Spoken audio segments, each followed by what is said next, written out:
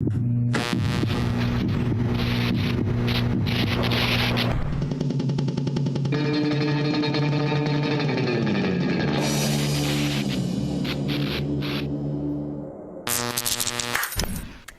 I'm Jessica Grace and welcome to Pulse Television.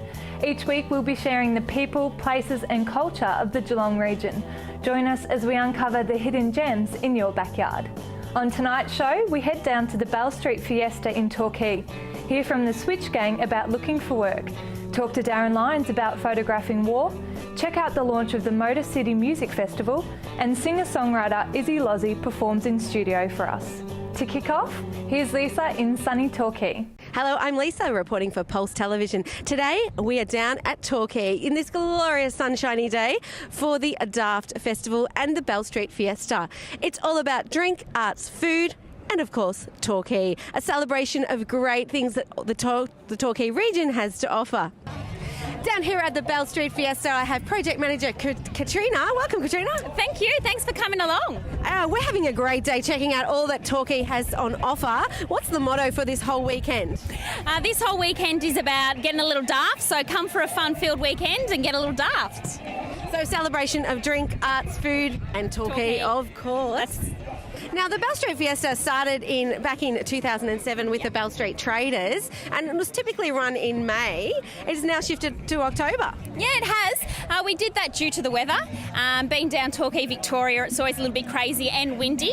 So we've still got a little bit of the wind, but at least we've got no clouds in the sky today. It is a glorious day down here at Bell Street Fiesta, a part of the DAFT Festival down here at Torquay. Thank you for joining us. Thank you so much for coming along. Now, down here at the Bell Street Fiesta is my favourite band. Yes, I love to salsa dance, and these are the guys to do it with. We have Michael from Los Locos. Welcome.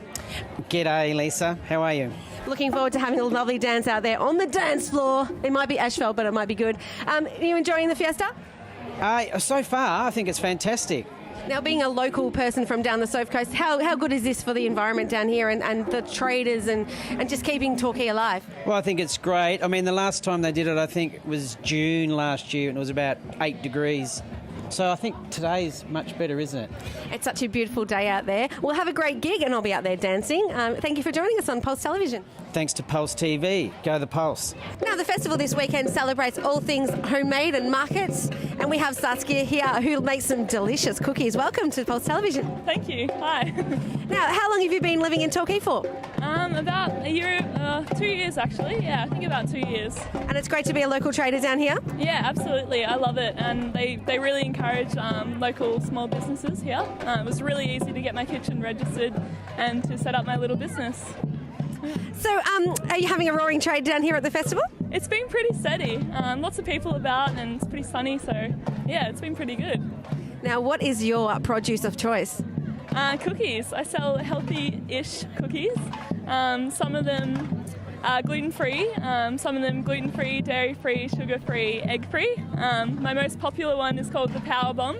It's got dried raspberries, dried blueberries, goji berries, chia seeds, coconut, cacao nibs, and 70% dark chocolate.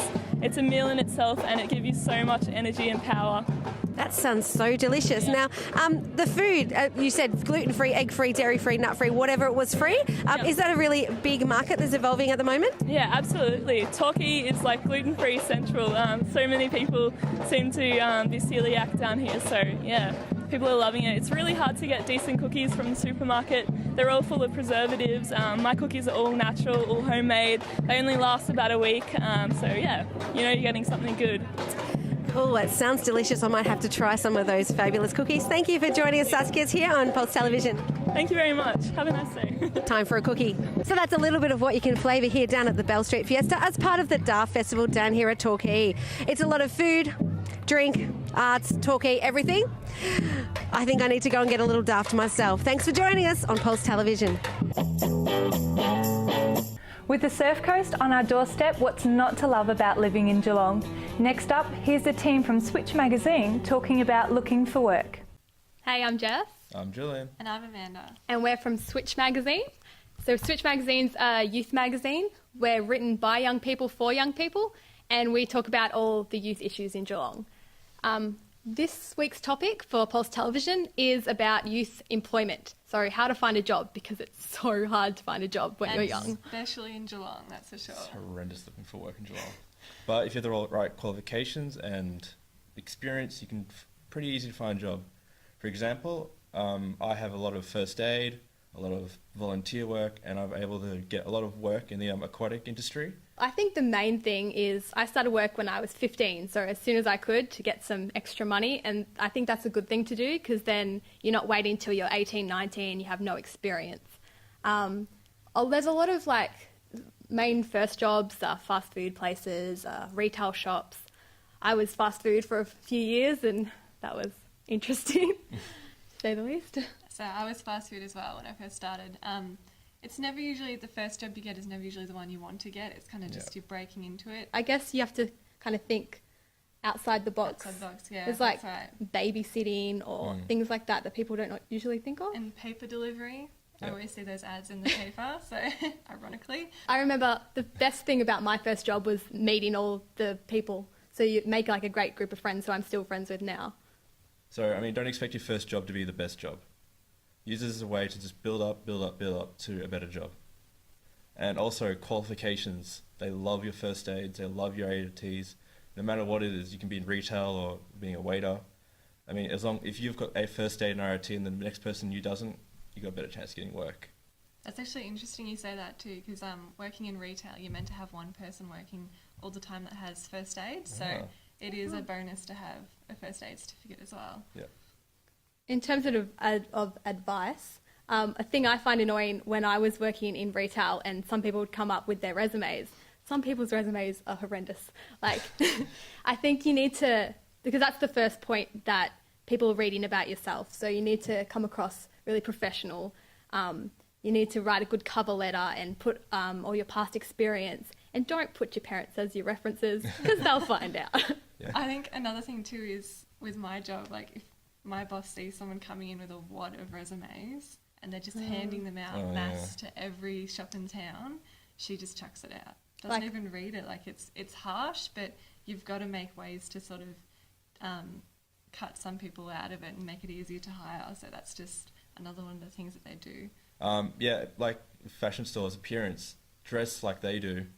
Don't go up and wearing trackies and a jumper. Wear the most designable jeans or shirts and all that. But fashion is a tough business. Don't expect it to be your first job. You got to, like I said, build up towards it. Yeah, because I work in retail fashion at the moment, and it has not been my first job at all. I've had about 6 or 7 jobs that have led up to it. So you've got to get your experience. At the same time with Geelong though, it being tough, with every shop that closes, there's another one that opens. So it's just keeping your eyes and ears open for any opportunities that arise. Yeah, even online, look online, go walk around the city, hand out resumes. So I don't know if you guys have heard this too, but another way for employers to cut down who they hire is they have a look at your Facebook page as well. Really? Yeah, so if you've got, drunken pictures from a party and a wild night out, or maybe you swear a lot on your statuses or something, they can see that, and then that's a way for them to sort of just be like, nah, I don't want you in my company. So that's it for today. We've been Switch Magazine for Pulse Television. Remember to like us on Switch Magazine Geelong. And don't forget to tune in on 8 p.m. on Fridays for the rest of the season.